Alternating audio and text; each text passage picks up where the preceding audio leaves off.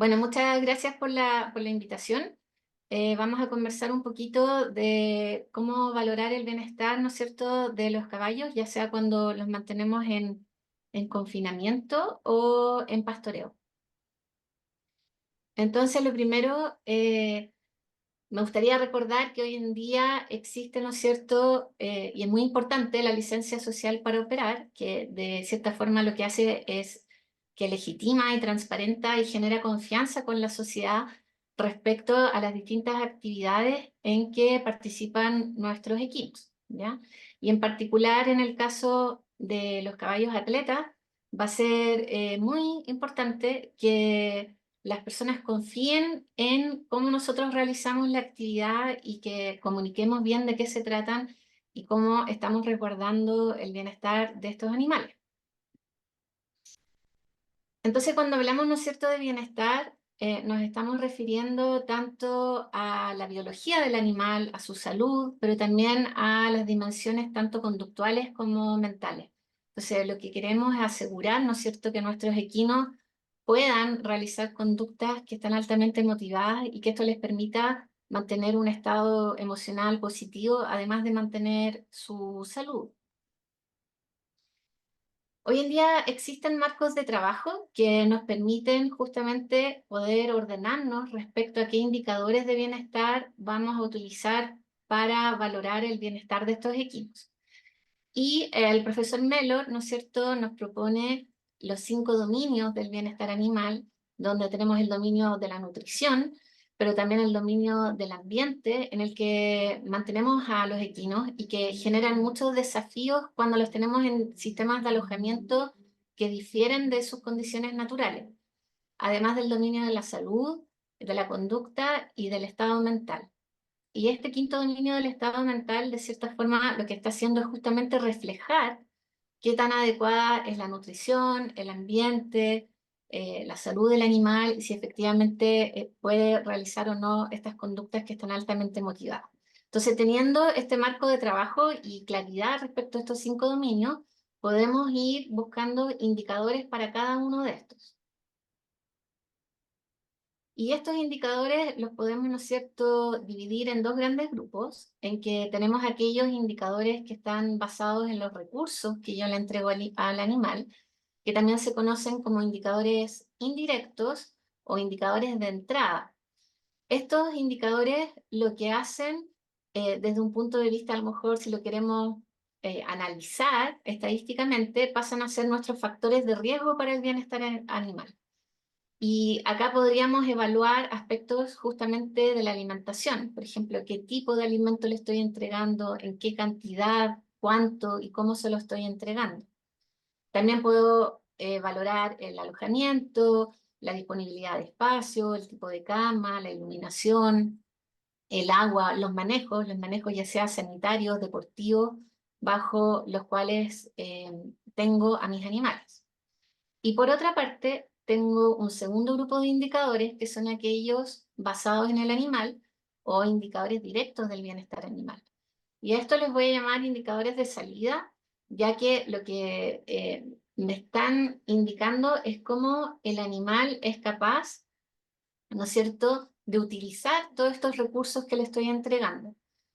Entonces, si yo quiero, yo podría evaluar el alimento, de la calidad, la cantidad, pero es de forma directa el animal a través, por ejemplo, de su condición corporal o de su conducta, el que me va a decir si efectivamente estoy ocupando una alimentación apropiada. En los indicadores directos tengo indicadores que pueden ser muy simples de levantar, como la condición corporal. Recién veíamos tablas de condición corporal con la doctora Caitlin, pero también puedo evaluar la presentación de ciertas patologías, la conducta del animal o sus respuestas fisiológicas. Generalmente asociamos el bienestar animal a la respuesta de estrés, pero también tenemos que recordar que la respuesta de estrés es una respuesta biológica que es normal y que debe ocurrir, que es la que le permite al animal responder a distintas situaciones o estímulos que están en su ambiente ya sea interno o externo.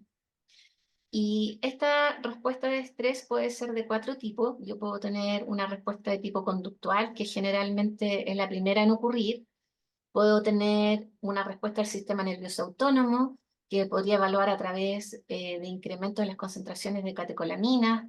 La respuesta neuroendocrina, que es la que clásicamente hemos relacionado con el estrés, donde puedo evaluar cambios en las concentraciones de glucocorticoides como el cortisol, y también una respuesta del sistema inmunológico, que la podemos evaluar inicialmente a través del leucograma de estrés, pero después, cuando ya son situaciones más crónicas, a través de una depresión de la respuesta del sistema inmunológico. Y el dolor es otro gran indicador, ¿no es cierto?, de problemas de bienestar animal. Y ahí tenemos que recordar que el dolor es un estado emocional que requiere que nuestros animales sean capaces de procesar a nivel central la nocicepción. Y este procesamiento también permite generar respuestas fisiológicas como, por ejemplo, la liberación de opioides endógenos, también la activación de la respuesta de estrés. Y yo puedo valorar en el animal cambios de conductas, por ejemplo, conductas protectivas. Lo más común es si tenemos, ¿no es cierto?, un animal con algún problema locomotor. La claudicación justamente es una conducta protectiva en que el animal evita poner más presión sobre un miembro que esté afectado. Y también va a generar cambios en el aprendizaje del animal. El animal va a tratar de evitar en el futuro estas situaciones que le causaron dolor. Y también yo podría valorar cómo responde fisiológicamente el animal a la respuesta de fármacos analgésicos. En el caso de los équidos y los equinos en particular, ¿no es cierto?, va a depender un poco del contexto en el que estén, si los vamos a considerar un animal de compañía, si los vamos a considerar como ganado, como animales de trabajo, animales deportivos, o a lo mejor simplemente como un equino de compañía que le genera placer, ¿no es cierto?, a las personas. Y estas distintas actividades significan que los equinos son mantenidos en condiciones que son diversas desde el punto de vista ambiental. Y cada una de estas condiciones o contextos puede tener un mayor o menor impacto sobre su bienestar. Me gusta este trabajo, aunque es antiguo, porque nos permite comprender de forma muy general el impacto que tiene cambiar a los equinos de una situación que es más natural, como un sistema extensivo a libre pastoreo, donde podemos ver que los equinos ocupan alrededor de un 60% de su tiempo en la conducta de forrajeo, un 20% en estar de pie, un 10% echados y un 10% en todas las otras conductas que son parte de su repertorio conductual. Y cuando los llevamos a un sistema confinado, más intensivo, en que el animal no tiene contacto social y además tiene una ración, ¿no es cierto?, que es controlada, este presupuesto de tiempo se va a ver modificado y vemos como ahora solamente utiliza un 15% de su tiempo en forrajear y un 65% del tiempo el equino simplemente está de pie dentro de la pesebrera, pero sin poder realizar conductas que son altamente motivadas. Entonces, es importante que cuando tengamos aproximaciones conductuales respecto al bienestar animal, eh, tomemos en consideración, bueno, cuáles son aquellas conductas que en este caso el equino considera que son necesarias para mantener su propio bienestar. Y existe el concepto de las 3F, que corresponden a tres grandes grupos de conducta que son altamente motivadas en el caso de los caballos, que son forrajear, la libertad de movimiento o la locomoción y el poder tener amigos o mantenerse, ¿no es cierto?, en grupos sociales. Recordemos que el equino es un animal gregario. Entonces, si yo voy a hacer una valoración del bienestar, podría tratar de enfocarme en si el animal en el contexto que está, ya sea de un alojamiento colectivo o en confinamiento en solitario, es efectivamente capaz de realizar estos tres grandes grupos de conducta o cómo se ven afectados. Vamos a comenzar con la conducta de forrajeo. Bueno, ya nos han conversado, ¿no es cierto?, las doctoras anteriormente y ayer también estuvimos escuchando eh, respecto a algunas necesidades fisiológicas y de requerimientos nutritivos del equino. pero a grandes rasgos recordemos que son herbívoros y que están diseñados para consumir dietas altas en fibras y bajas en almidón. Tienen un estómago que es pequeño en relación al volumen total de su sistema digestivo y eso va a significar que requieren pastorear entre 16 a 18 horas al día, ¿ya? ¿Por qué? Porque lo va a ir haciendo tomando pequeños bocados, pero de forma continua y en constante, además, movimiento. Entonces, en el equino, en condiciones naturales, no vamos a encontrar ayunos prolongados y eso también lo tenemos que considerar cuando le dejamos la alimentación para el horario nocturno, donde debería ser suficiente para que no le queden más de 3 o 4 horas sin alimento hasta que le entreguemos la siguiente ración al día siguiente. Entonces, una de las cosas que debería poder realizar el equino es que nosotros deberíamos poder evaluar que tenga acceso constante a algún tipo de alimento que le permita justamente ir teniendo estos pequeños bocados de forma continua. En este gráfico, la línea rosada con los cuadritos justamente nos muestra que la conducta de forrajeo tiene alzas en su frecuencia durante la mañana y al atardecer, pero nunca llega a cero, ¿ya? Y estas diferencias en los patrones de forrajeo van a estar también guiadas, uno, por la disponibilidad de materia seca que haya en la pradera o la cantidad de alimento que haya en la pesebrera, pero también por la temperatura ambiental, donde siempre el equino va a tratar de ahorrar energía, disminuyendo un poco la frecuencia de forrajeo a las horas en que las temperaturas son mayores.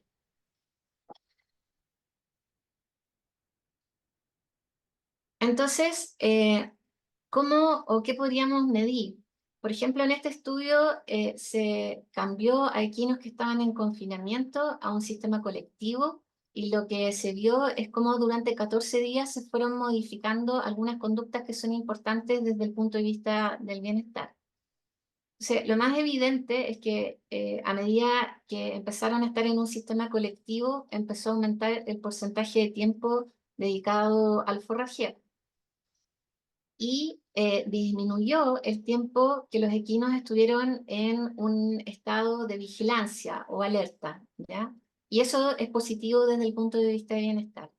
Además, si vemos algunos detalles más específicos que de alguna forma reflejan el estado de valencia o emocional del equino, también vemos que al pasar a sistemas colectivos disminuyó la respuesta de echar los pabellones auriculares hacia atrás, ya que también está relacionado con el estado emocional del animal.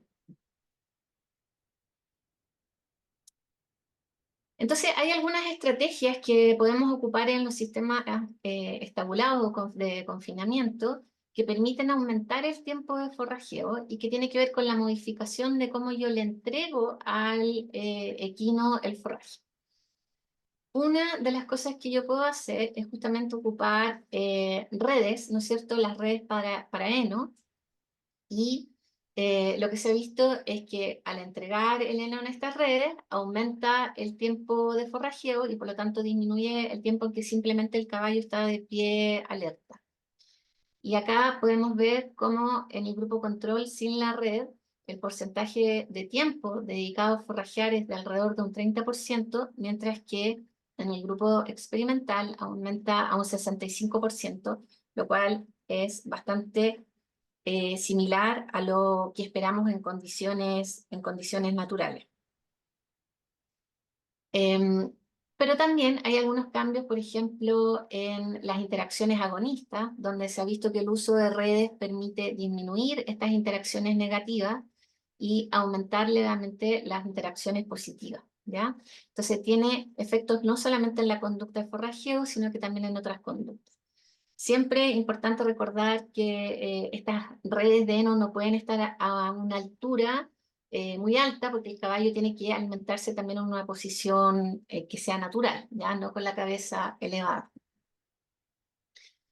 Entonces, cuando existe una reducción importante en el tiempo de consumo de fibra, muchas veces esto también se va a ver reflejado en la aparición de algunas conductas que se han asociado con estos estados en que el animal está frustrado o con estados emocionales negativos como el distrés. Y lo más común es algunas conductas estereotipadas, como puede ser la aerofagia, que vemos en el caso de este equino en el video, ¿no es cierto?, donde se fija con los incisivos superiores y hace ingresar aire por el esófago, el cual después elimina.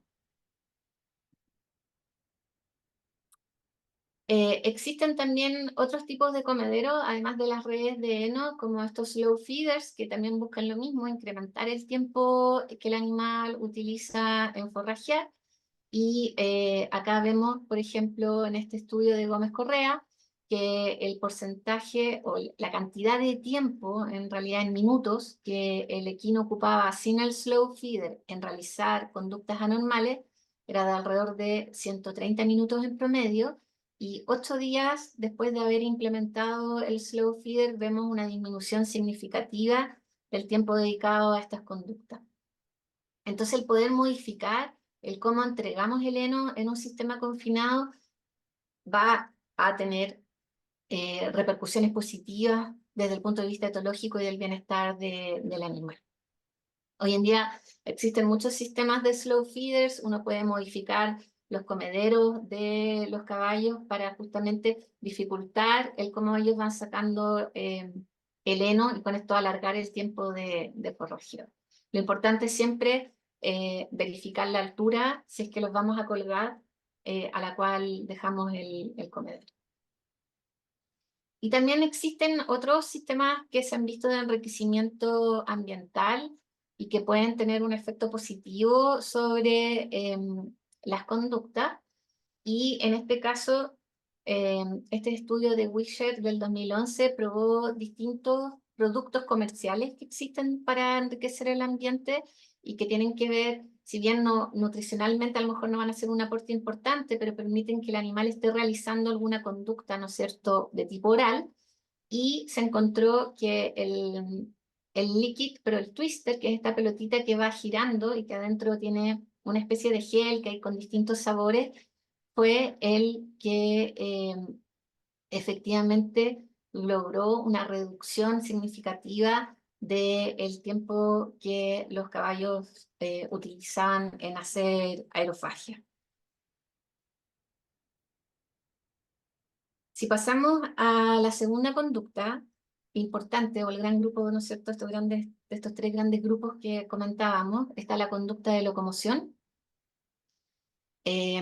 Los animales necesitan ya tener locomoción libre. Entonces, cuando hablamos de esta libertad de movimiento, nos estamos refiriendo no al ejercicio controlado, por ejemplo, las horas de entrenamiento en el caso de los equinos deportivos, sino que ejercicio en que el caballo no sea dirigido y que él pueda moverse libremente. Y nos vamos a fijar, por ejemplo, estos son caballos que están totalmente confinados, mientras que acá tenemos en la segunda caballos que están a potrero, y vemos que el tiempo de actividad es significativamente mayor cuando los equinos efectivamente tienen esta posibilidad de tener ejercicio libre, ¿ya? Entonces es importante que si tenemos un sistema que es 100% confinado, podamos de alguna forma eh, sacar a estos animales para que puedan ejercitarse libremente y no estén las 24 horas dentro de un box. Si pensamos en la cantidad, en la distancia recorrida por los equinos, se ha visto que en potreros pequeños, por lo menos se mueven en promedio 1,2 kilómetros por día versus los 0,17 kilómetros cuando son mantenidos en un box. Y estos mismos estudios han mostrado que el poder entregar, aunque sea 40 a 60 minutos de ejercicio libre en algún corral, aunque sea pequeño, permite elevar las concentraciones de oxitocina rápidamente en el equino. Pero a la vez cuando vuelve a ingresar al box también se ha visto que estas concentraciones rápidamente vuelven a disminuir, ¿ya?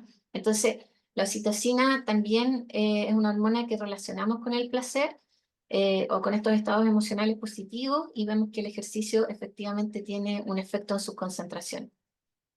Entonces, una forma en que nosotros podríamos incentivar la locomoción es, aunque tengamos corrales pequeños, es distribuir las distintas áreas de manera tal que el equino se vea forzado, ¿no es cierto?, a desplazarse dentro del área. Por ejemplo, poner los comederos de heno en un lado versus los bebederos en otro y la entrega de concentrado en otro punto. Y esto va a obligar un poco a que el animal tenga que movilizarse, ¿ya? Entonces, un buen diseño de un corral, aunque sea pequeño, puede ayudarnos a incentivar eh, la locomoción. Y lo que se ha visto es que animales que tienen una alta motivación por locomoción y que esta es restringida, muchas veces también va a resultar en algunas conductas estereotipadas, como es justamente el caminar o deambular estereotipado, que vemos en este caballo que está en un box, que hace un círculo, ¿no es cierto? Y que además vemos que está claudicando. Entonces, esto también nos habla de cómo a veces estas estereotipas son mucho más motivadas y son difíciles de erradicar.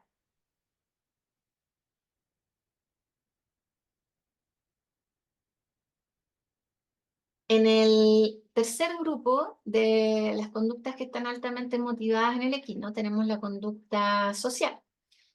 Y debemos recordar, ¿no es cierto?, que los equinos son animales que son sociales, son animales gregarios, en condiciones naturales viven en grupos y estos grupos son dinámicos. Entonces, tenemos unidades reproductivas que generalmente van a estar formadas por un semental en edad reproductiva con 3 o 4 yeguas, ¿no es cierto?, fértiles, y las crías al pie, las crías de la temporada, más las crías de la temporada anterior. Y este grupo se va a ir modificando a medida que estos juveniles se vayan dispersando y vayan formando ya sea bandas de machos solteros, pero que todavía no se reproducen, o bandas mixtas que todavía no son, no están en edad de reproducirse. También pueden haber individuos que deambulen de forma solitaria.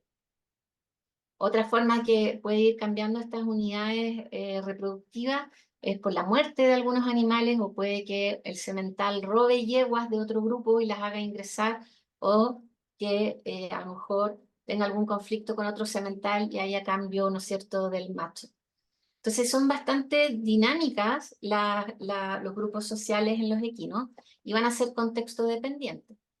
Obviamente que en un criadero nosotros determinamos la socialización de los animales y generalmente son los sementales justamente los que se ven más afectados porque los mantenemos de forma solitaria y muchas veces en un box por un tiempo más prolongado que las yeguas madres que muchas veces son mantenidas a potrero.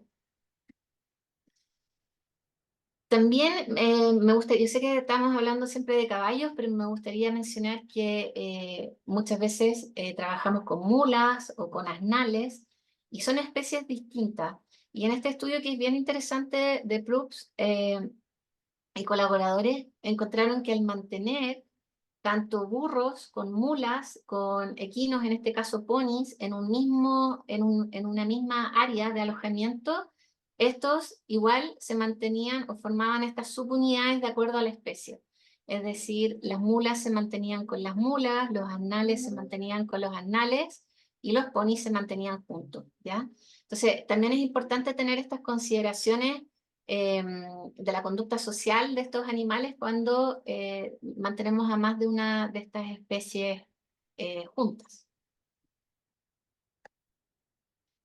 Entonces, cuando mantenemos a los equinos en sistemas colectivos donde pueden socializar, esto también van a mostrar una mayor locomoción, van a mostrar un mayor tiempo de forrajeo. Recordemos que además el forrajeo es una conducta que está socialmente facilitada y también van a tener la posibilidad de mostrar estas conductas afiliativas que son positivas entre los animales. Y lo que se ha visto es que cuando son mantenidos en grupo, si uno toma una termografía ocular, presentan menor temperatura ocular, lo cual también nos puede servir como un indicador de bienestar. Y los equinos, mantenidos en grupo, también presentan una mayor frecuencia, ¿no es cierto?, de aloacicalamiento o acicalamiento entre individuos, lo cual permite también reducir la frecuencia cardíaca y es decir, mantener a los animales más tranquilos. Entonces, en esta tabla justamente podemos ver que cuando los animales son mantenidos en grupo, el tiempo de forrajeo es mayor, el tiempo que simplemente están de pie es menor, y también tenemos una mayor cantidad de conductas sociales positivas, lo cual obviamente es positivo desde el punto de vista del bienestar de estos individuos. Y en cuanto al acicalamiento, los caballos, ¿no es cierto?, van a tener ciertas áreas del cuerpo en que van a preferir que se les acicale y otras áreas en que les va a gustar menos. Entonces, en este diagrama lo que vemos es que el área negra es el área preferida de acicalamiento, seguida por esta otra zona un poco más ampliada, pero acá tenemos una zona en que en realidad no es un área preferida de acicalamiento. Y en este estudio lo que hicieron fue tener dos secuencias de acicalamiento.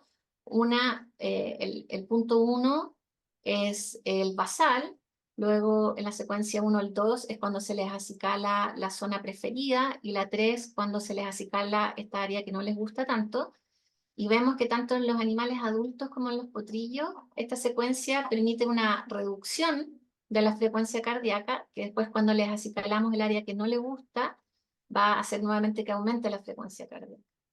Y luego se cambió la secuencia, es decir, tenemos el basal, luego se les acicala la zona que no les gusta tanto, y luego la zona que sí les gusta, y vemos también esta reducción en la frecuencia cardíaca. O sea, ahí vemos los efectos positivos. Obviamente, si los animales son mantenidos en grupo, ellos van a poder mostrar estas conductas filiativas que son importantes para ellos. También cuando los equinos son mantenidos de forma solitaria, aumenta la presentación de estas conductas estereotipadas, pero también de otras conductas que no queremos necesariamente que ocurran a ciertas edades. Entonces, dentro de las estereotipas, estos son caballos fina sangre de carrera. Lo que encontramos es que de las tres estereotipas clásicas, la presentación era de alrededor de un 2% de cada una de ellas. Y de otras conductas, la que más se presentaba era la lignofagia, que también va a estar asociada a la falta de entrega de fibra en la dieta. Y después otras conductas, como el manoteo excesivo, el comerse la cama, y por eso también va a ser importante, por ejemplo, considerar el uso de paja de buena calidad como material de cama, porque permite de cierta forma enriquecer el ambiente y que el animal tenga algo sobre lo cual estar masticando. Entonces, cuando mantenemos a los equinos aislados, también podemos buscar algunas estrategias que permitan que el animal se sienta más acompañado. En este caso, en este estudio de McAfee y colaboradores, lo que hicieron fue poner espejos dentro del box, lo cual le daba esta sensación de estar acompañado al equino. Obviamente que aquí también hay que tener cuidado con el material del espejo, que no sea un material que se pueda quebrar y supervigilar, sobre todo en el caso de algunos sementales que pueden responder de forma negativa a la imagen, ¿no es cierto?, que es de sí mismo, pero la pueden interpretar como de otro semental y aumentar la agresividad. Pero en este caso, lo que se observó es las barritas negras corresponden a aquellos animales con espejo y las blancas sin espejo, en que el espejo logró disminuir el balanceo estereotipado en estos animales que estaban en box. Y ya para ir terminando, también si no es un espejo, lo que se ha probado es el uso de imágenes como pósters o gigantografías de caballo, el efecto que tiene de dar o entregar esta sensación de estar acompañado dentro del box. Y en este caso se probaron tres tratamientos, una imagen en blanco, la imagen de un caballo pero pixelada para que se vea borrosa pero están presentes los colores y la imagen de un caballo. Y si vemos, por ejemplo, en el caso de estas conductas, vemos que también en el caso del balanceo permitió efectivamente una reducción del porcentaje de tiempo que el caballo se mantenía realizando esta conducta y también aumentó el tiempo en que el caballo le estaba prestando atención a esta imagen. Entonces, existen también estas estrategias diversas que podemos utilizar.